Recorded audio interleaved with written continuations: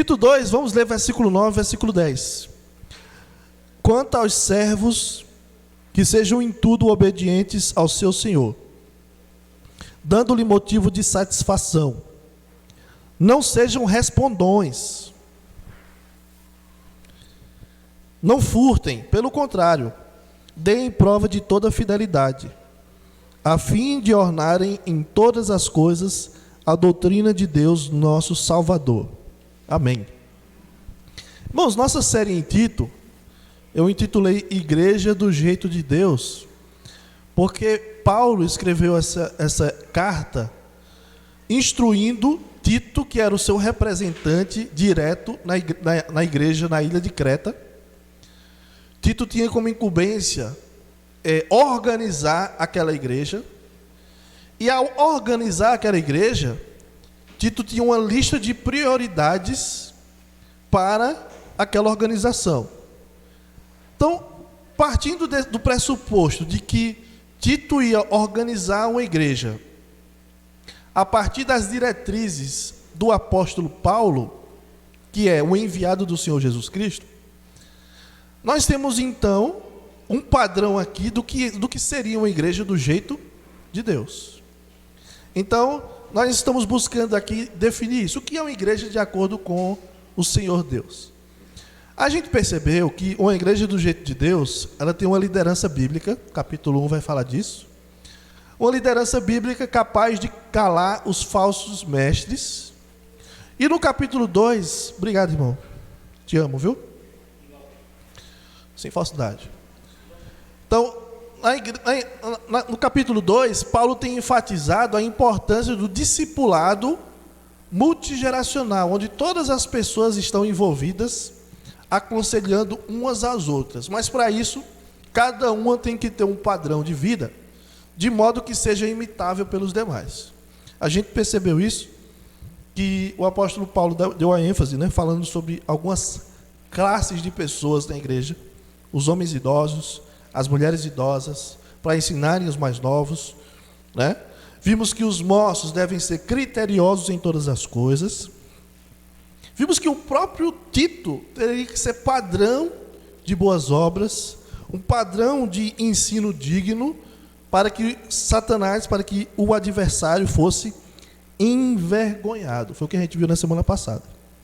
Hoje nós vamos falar sobre o evangelho do trabalho. Então, como a igreja do jeito de Deus vive fora do ambiente religioso. Então, normalmente nós conhecemos uns aos outros mais em ambientes assim, religiosos, ambiente de adoração, de culto, ambiente onde tem a ver com igreja. Mas como deve ser a nossa vida lá fora, o nosso testemunho lá fora, entre os não cristãos? É sobre isso que Paulo está falando aqui. E um dos temas principais dessa carta é justamente fazer com que os crentes sejam pessoas operosas, de boas obras, pessoas que fazem boas obras, fazem isso com muita, eu vou ter que repetir essa palavra, com intencionalidade. Eu falo demais, mas que façam isso para que as outras pessoas vejam Jesus através das suas obras. Então Paulo disse isso para os pastores, para Tito, Torna-te, versículo 8, versículo 7, torna-te pessoalmente padrão de boas obras. Aí agora Paulo vai falar para os servos, vocês devem demonstrar o evangelho no seu trabalho. Agora, antes de ir direto para o texto, eu quero fazer um rápido parêntese para explicar aqui a palavra servos. A palavra servos, do grego, é a palavra escravos. Então, obviamente, falar sobre servos aqui vai nos remeter ao tema da escravidão, no período do Novo Testamento. Embora não seja escravidão como nós conhecemos, especialmente aqui no contexto brasileiro, mas é escravidão, certo? Escravidão é escravidão. Eu já afirmei em algumas oportunidades, especialmente pregando na carta de Filemon, e quem quiser pode acessar no YouTube, e também pregando na carta de Colossenses, também no YouTube da igreja, que a Bíblia, ela não diz assim de uma maneira direta. Licença. Estou com mania de falar gritando, aí fico cansado. Mas a Bíblia não diz de uma maneira direta, objetiva, o seguinte: não escravize ninguém. Você não vai ver isso na Bíblia assim, né? Você não vai ver no Novo Testamento dizendo assim: libertem seus escravos. A não ser no caso lá no Antigo Testamento, né? No caso dos hebreus, né? E algumas pessoas entendem, e algumas pessoas, pastores, entendem que se nós formos ler a Bíblia literalmente,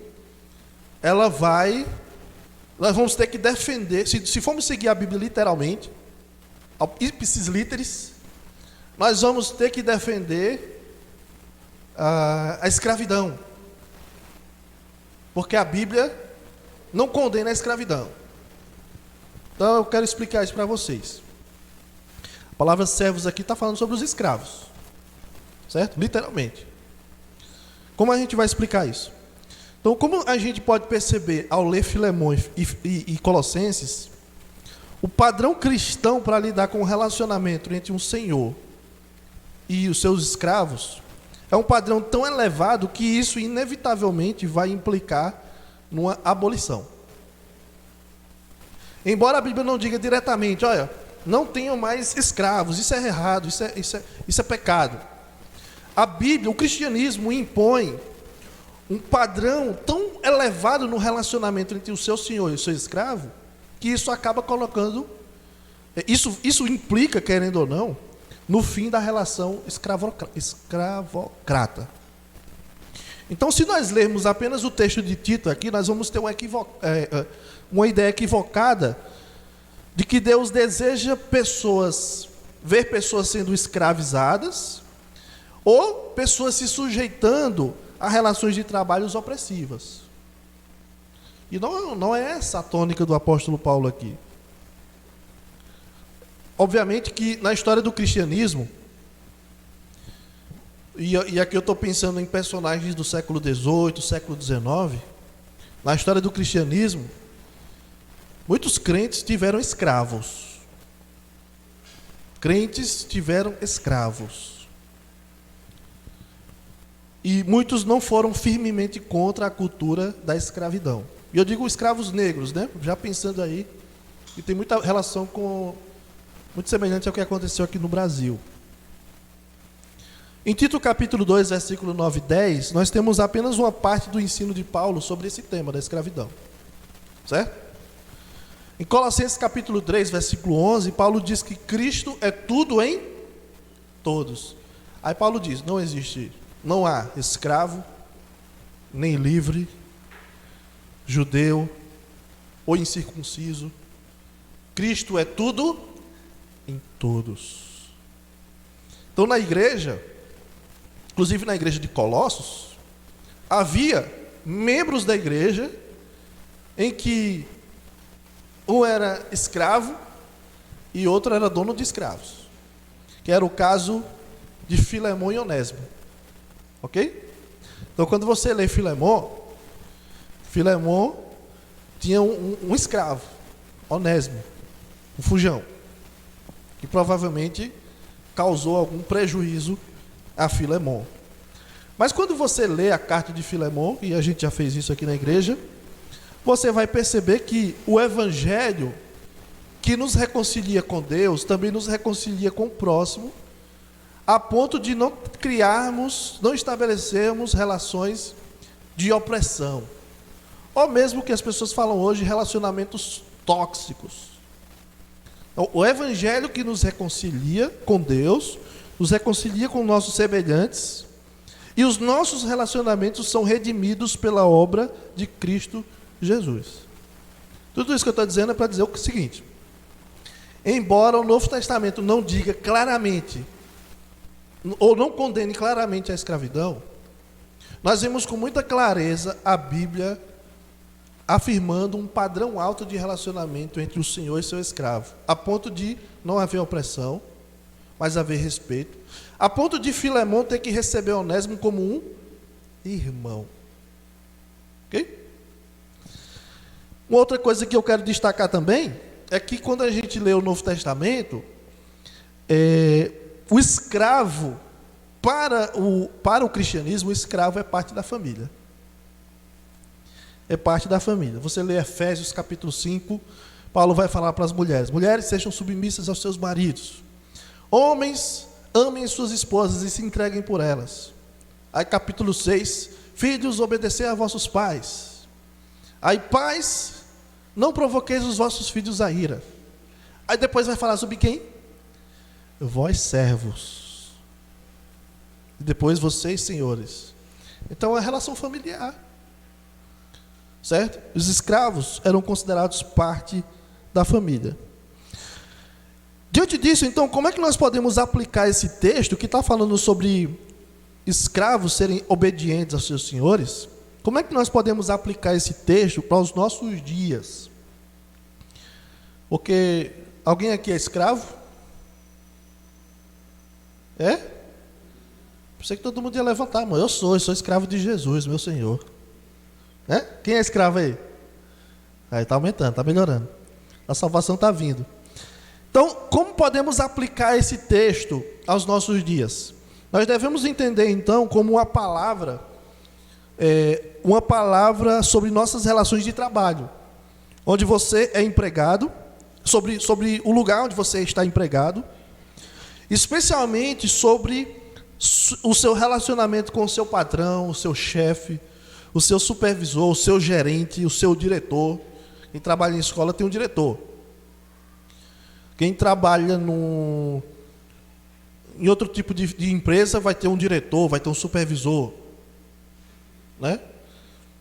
Um gerente. Enfim. Quem trabalha vai lidar com algum chefe aí. Então, como é que nós podemos demonstrar o evangelho no local de trabalho? É sobre isso que a gente vai falar hoje. Como vivenciar o evangelho, tornar o evangelho visível no local de trabalho. E vocês vão perceber que é desafiador. É desafiador ser crente, fiel ao Senhor no local de trabalho. E a gente começa pelo primeiro. Obedeça seu chefe. Alguém aí disse valha? Valha. Alguém disse obedeça seu chefe. Algumas pessoas estão dizendo: eu estou aposentado, graças a Deus. Tenho chefe nenhum para obedecer. Mas veja, Paulo inicia dizendo que os servos devem se submeter em tudo aos seus senhores. Versículo 9, né? Quanto aos servos, que sejam em tudo obedientes ao seu senhor, dando-lhe motivo de satisfação. Então, Paulo inicia dizendo: servos se submetam em tudo aos seus senhores. E a gente precisa trazer um princípio importante aqui sobre a palavra, sobre a expressão em tudo. Certo? Por exemplo, está todo mundo aqui hoje, certo? Está todo mundo da igreja aqui hoje, correto? Sim, não. A expressão é geral, né? Todo mundo aqui, no geral, está aqui. Mas está faltando alguns aí. Certo? Então, tudo nem sempre é tudo. Então vamos lá, Natan. O primeiro princípio que a gente extrai é que em tudo não quer dizer necessariamente em cada coisa, em todas as circunstâncias, em todos os detalhes. O princípio geral é o seguinte: siga as diretrizes do seu patrão, do seu chefe, sempre. As pessoas dizem que toda regra tem uma exceção. E essa daqui não é uma regra diferente. Obedeçam ao seu chefe em tudo. Sempre tem um mas, um todavia, um entretanto. Porque em tudo não significa que eu possa desobedecer a lei de Deus, que eu possa fazer algo que seja imoral, inadequado perante as leis do país, né? Que eu possa fazer coisas das quais são consideradas crime, uma desonra, enfim. Então o princípio geral é: obedeça ao seu chefe. E embora a teologia aqui, embora o texto aqui não diga, na teologia do apóstolo Paulo, a gente entende que a obediência nunca é total. Certo? A sujeição nunca é total. Mulheres, sejam submissas ao seu marido em todas as coisas. Mas em todas as coisas, nem sempre é todas as coisas. O princípio bíblico é: há situações em que obedecer o que o patrão, o que o chefe diz, manda, vai contra os valores da nossa fé, vai contra a moralidade, contra a ética cristã. E a gente vai precisar lembrar das palavras dos apóstolos: antes importa obedecer a Deus do que aos homens. Mas o princípio geral é: obedeça ao seu chefe. Qual é a sua função? A minha função é encher os garrafões de água. E o seu chefe disse: vai encher os garrafões de água.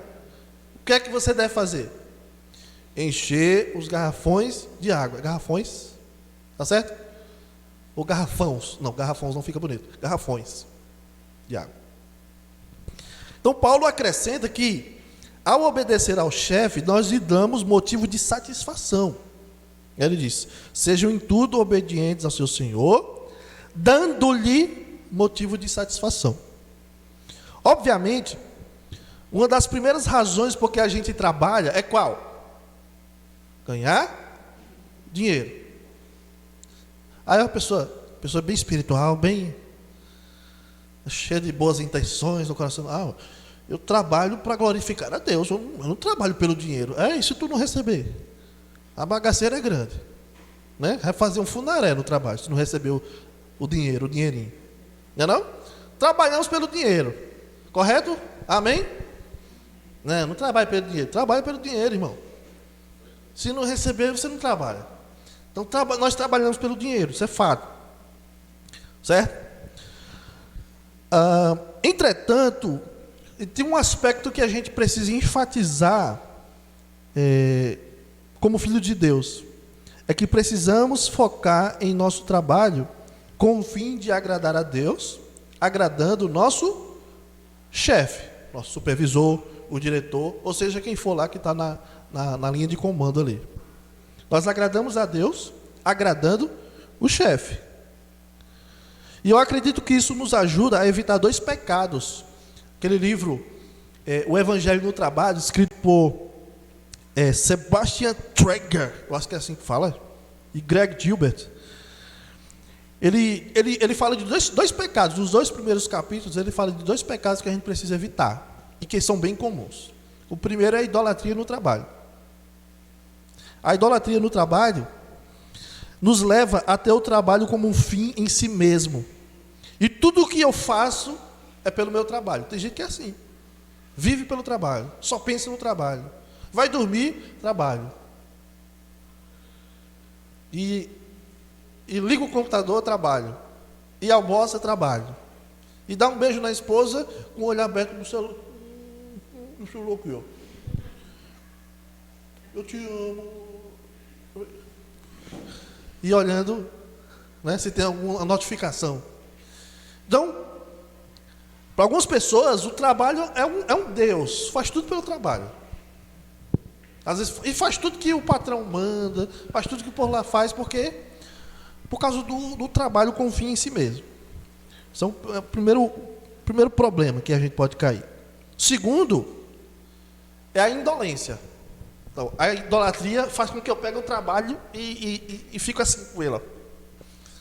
Isso não é um trabalho, não, é um prefeito. Mas também tem o pecado da indolência, que algumas pessoas chamam de, aqui em Campinas eu aprendi nó cego. A indolência é a negligência com a minha função. Especialmente aquela negligência quando ninguém está me olhando, quando o meu supervisor não está lá no local de trabalho, quando o gerente não está lá. Então não tem aqui ninguém me olhando. Eu produzi bastante hoje, né?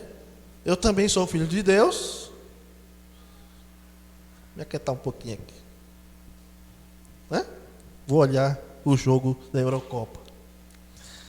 Então, para a glória de Deus, um cristão ele busca agradar o seu chefe, sendo-lhe obediente. Então, quando a gente segue a diretriz de Deus de agradar ao chefe, de obedecer ao chefe em todas as coisas, disso que a gente está falando, nós evitamos cair no risco de ver o trabalho como um fim em si mesmo, um ídolo, mas porque nós estamos seguindo a orientação do Senhor e não somos negligentes com o nosso trabalho.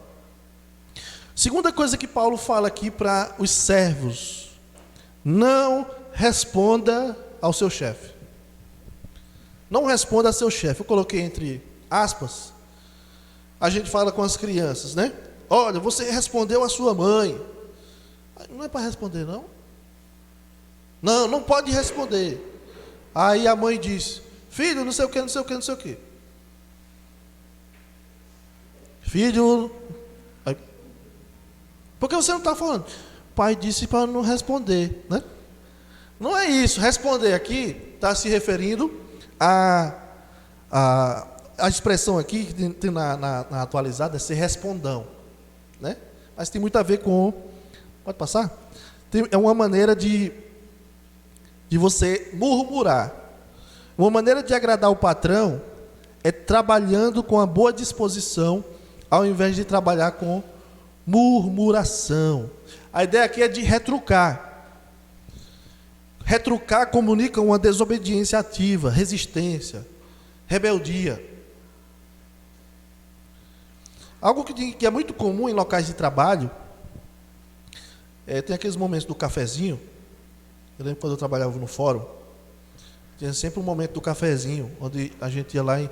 Tu lembra o nome daquele homem lá? De São Antônio, né?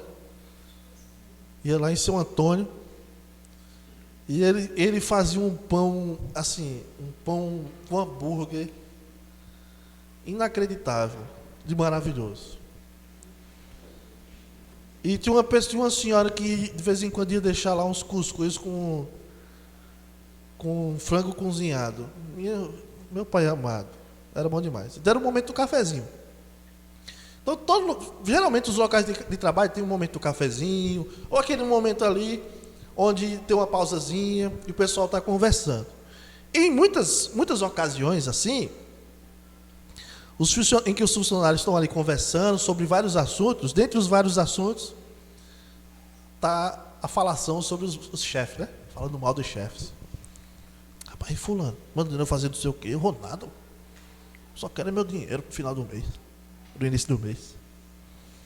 Então, muitas vezes, nesses momentos assim, fala-se mal dos chefes. Agora, obviamente, você isso só é possível se não tiver nenhum babão ali perto, né? Tem um babão do chefe? Todo local tem também. Aquela pessoa que é o puxa-saco do chefe. Então, não dá para falar mal perto dessa pessoa, né? Você evita essa pessoa para falar mal do chefe.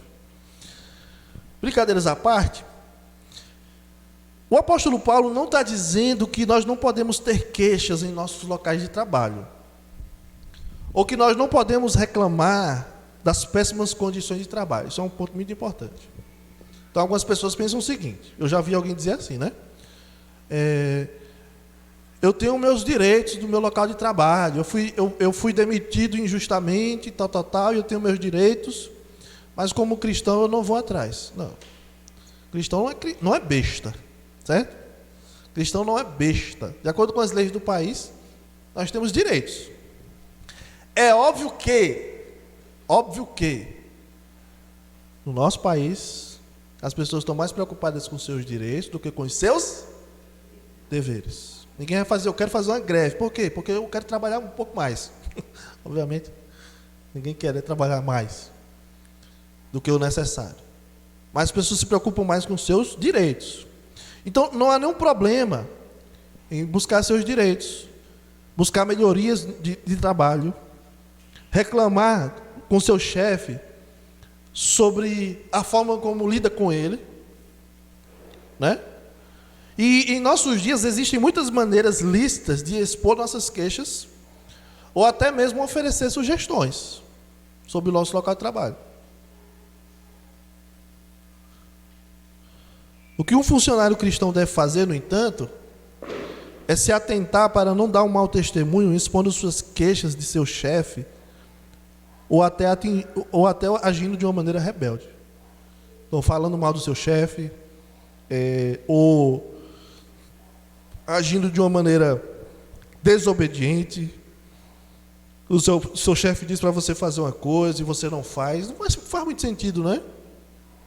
Mas tem pessoas que são assim. Tem pessoas que são assim. E como cristãos, nós precisamos ser exemplos lá no nosso local de trabalho. Lembre-se que o que está em jogo aqui, irmãos, é o testemunho do Evangelho. Então, não tem muito a ver se o seu patrão é uma pessoa linda, maravilhosa com você. Isso sempre lhe dá um bônus. Não tem a ver com isso. Ah, no final do ano eu não ganhei nenhuma caixa de bombom garoto. Esse ano ele vai ver. Isso não é levado em consideração. O apóstolo Paulo diz que, pelo bem do testemunho do Evangelho, nós não podemos ser respondões. Terceira coisa que Paulo diz para os servos, está no versículo 10. Não furtem. Pelo contrário, deem prova de toda fidelidade. Então, seja honesto com seu chefe. Não furtem, diz o texto. Um dos mandamentos é não furtarás. O que é do outro é do outro, não é seu. Muita relação com não cobiçarás, né? Passa aí, Natan. O roubo é basicamente uma apropriação indevida. É o desvio de dinheiro ou bens para uso próprio. Dentre as várias coisas em que os servos eram encarregados naquela época, estavam os recursos da família para comprar suprimentos para casa. Então, os escravos, muitas vezes, ficavam com os recursos financeiros para poder adquirir os bens para casa.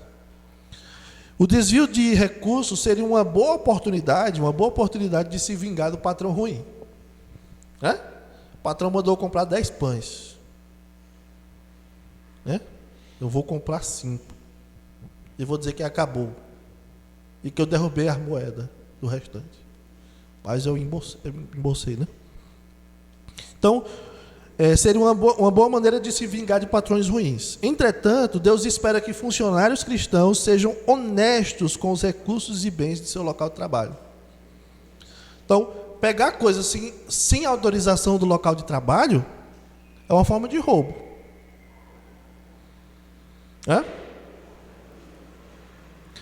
Olha, eu vou pegar aqui 10 folhas, ninguém precisa saber, até porque não vai fazer falta. Tem 50 resmas aqui, não vai fazer falta nenhuma. Não é? Usar o tempo do trabalho fazendo coisas não relacionadas ao trabalho é uma forma de infidelidade, de desonestidade, de roubar o chefe. E as pessoas, até para despersonalizar a coisa, elas falam assim: não, mas é da empresa. Como se a empresa não estivesse ligada, o CNPJ não estivesse ligado ao CPF. Aí, o que é a empresa? A empresa não existe. Existe o patrão, o chefe, o dono daquele negócio. Né? Mas para a gente se sentir melhor, não, eu peguei isso aqui, mas é da empresa, a empresa tem muito dinheiro. Mas foi de uma pessoa, você furtou uma pessoa, o chefe, o patrão. Então, Paulo diz: não furtem, mas deem prova de toda a fidelidade. E por que isso? No final do versículo 10, ele diz: a fim de ornarem em todas as coisas a doutrina de Deus, nosso Salvador. Ornando a doutrina de Deus. A palavra ornar, veja essa palavra grega, cosmeo, lembra a palavra cosméticos, né? Cosmeo, a palavra grega. E é usada por Paulo aqui para mostrar que a nossa fidelidade no local de trabalho revela a beleza do Evangelho. A palavra cosmético, entendeu aí, né? Cosmético tem a ver com o quê? Com coisas, com produtos de beleza, né? Diga os nomes aí, irmãs. Esmalte, perfume, desodorante, um creminho. O que mais? Maquiagem. O que mais que a mulher usa? O ser humano muito caro é a mulher, né? O que mais? Batom, rímel, base, sombra. Oxe, até tu, Olivia. Para, Olivia. Para, Olivia. E muitas coisas assim, né? São materiais de cosméticos que se fala, né? Então, cosmético tem a ver com beleza, com ornamentação, com enfeite, né? Para a pessoa ficar mais bonita. A propósito, deixa eu abrir um parêntese aqui, deixa eu pedir encarecidamente a vocês e a quem nos assiste pelo YouTube aqui futuramente. Evitem a demonização facial. A demonização facial. Ou harmonização facial. Certo? A não ser que seja imprescindível. Não, eu preciso corrigir um negócio e tal. Aí beleza. Mas as pessoas estão ficando cada vez mais feias e tudo parecido uns com os outros. A pessoa bem bonita. Ai, eu vou ajeitar você. Aí aí fica parecendo que levou uma mordida. Enfim. Parece que aconteceu alguma coisa ali. Ruim. Então evite isso. Isso não é cosmético. Aí, para você ver, né, o padrão de beleza do mundo está mudando, né? Estão achando aquela coisa ali a coisa mais linda do mundo. A mulher com um beijo na testa. Enfim. Mas foi só uma opinião aqui. Vou voltar aqui. Eu quero ficar com um beijo bem bonito. Aí, o beijo bem para cá. Cosmético. Cosmético tem a ver com enfeite, para ficar mais bonito, mais elegante, mais bem apresentado, né? Tem uns homens aí que gostam de passar um pozinho no rosto, né? Enfim. Nada contra, tá? Fica à vontade. Paulo está dizendo que para mostrar nossa fidelidade no local de trabalho, aliás, mostrar nossa fidelidade no local de trabalho, nossa honestidade, a nossa obediência ao chefe, faz com que a beleza do Evangelho fique visível. Nós estamos apresentando de uma maneira bela para as pessoas o Evangelho do Senhor. Então, o que é que está em jogo aqui, irmãos? É o testemunho da palavra de Deus. Ele diz isso aqui: a fim de ornarem em todas as coisas a doutrina de Deus, nosso Senhor. E aqui, o que é que diz o versículo 1? Paulo diz para Tito: tu, porém, fala o que convém à sã doutrina. Tudo que Paulo está falando aqui tem a ver com a doutrina. O nosso comportamento deve ser de tal modo no mundo que as pessoas possam perceber o quanto Jesus é bonito, é lindo. O quanto o Evangelho, o quanto aquilo que os crentes seguem é belo. E muitas pessoas têm falta de pessoas de gente honesta, né? E os crentes podem ser luz nesse mundo de desonestidade, de tirar vantagem. Crentes podem ser exemplo, inclusive no seu local de trabalho. E é claro que nós comunicamos o Evangelho com palavras. Alguém disse: pregue o Evangelho, se necessário use palavras. Mas é necessário as palavras. São necessárias as palavras. As boas ações não vão salvar as pessoas. A gente precisa comunicar o Evangelho. Mas nossas boas ações, nossas boas obras, nosso bom testemunho no local de trabalho embelezam as palavras do Evangelho. As palavras e ações fazem toda a diferença para mostrar Cristo aos outros, especialmente em nosso local de trabalho. Mas eu vou dar um exemplo aqui. Eu não quero ser herói das minhas próprias histórias. Mas eu lembro que era minha primeira semana no local de trabalho. Eu tinha uma viagem já marcada. Que audácia, né? Eu acho que eu não faria isso hoje, não. Mas eu tinha uma viagem agendada, eu já tinha gasto dinheiro. E Primeira semana de trabalho, eu disse, olha, eu tenho, se bem que era uma repartição pública, eu tenho uma viagem para dia tal. Era no fórum, né? Eu disse, tem como falar com o juiz para ele me liberar lá nesse dia aí? E alguém me falou assim, Rubens, faça o seguinte, tu conhece alguém que possa fazer um atestado para tu? Eu disse, não, mas aí eu não posso, porque... Eu lembro assim, não, mas aí eu estaria mentindo, né? Eu não posso fazer isso. Eu falei só isso. E tempo depois a pessoa me perguntou, Rubens, você é evangélico? Porque você tem um jeito diferente. Foi só isso, eu acho que foi só isso que eu demonstrei, né? Você tem um jeito diferente. Eu disse, eu sou crente e tal, sou de uma igreja batista, tal. Eu expliquei para ela. De alguma forma, o evangelho foi um pouquinho adornado ali. E no momento que eu for pregar, as coisas ficam mais claras, né? As pessoas inclusive vão confiar em mim, né? Para alguma coisa, para alguma função. Inclusive, Paulo não está falando disso aqui, você pode ganhar até uma promoção, né? Por ser uma pessoa honesta, trabalhadora e tal. Mas a maior promoção que a gente pode ter é ver pessoas reconhecendo a Cristo através da nossa vida, em nosso local de trabalho. Então, para refletir e praticar, algumas perguntas aqui. Primeira, o evangelho tem sido adornado em seu local de trabalho? Você tem enfeitado, embelezado o evangelho com suas ações lá no seu local de trabalho? Segundo lugar, no caso, se é seu caso, você tem um chefe difícil. Vou nem perguntar aqui, quem tem um chefe difícil? Não vou perguntar não. Mas, seja o seu chefe ou a pessoa a quem você responde, né? É uma pessoa difícil? Você tem sido obediente mesmo assim? Porque sabe que lidar com pessoas difíceis não é muito animador, né?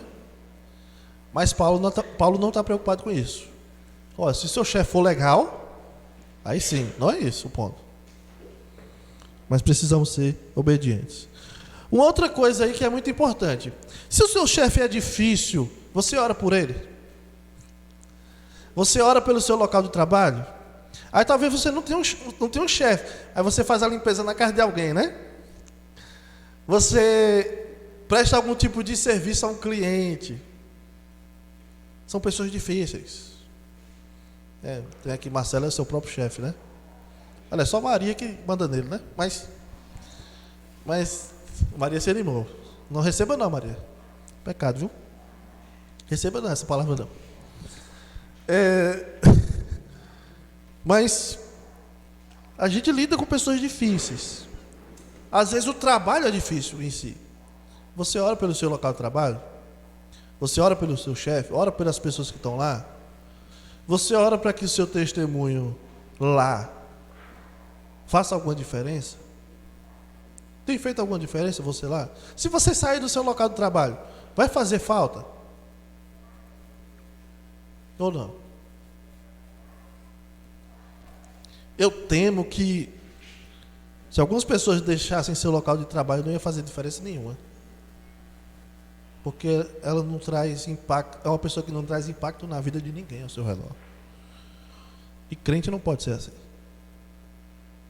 Então, que o Senhor nos ajude, te ajude a viver o evangelho em seu local de trabalho. Amém. Obrigado, Senhor, por mais uma vez nos ensinar com a tua palavra.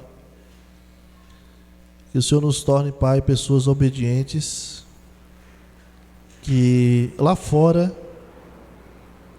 no mundo, nos locais de trabalho, no serviço, nós possamos honrar o Senhor através do que acabamos de aprender.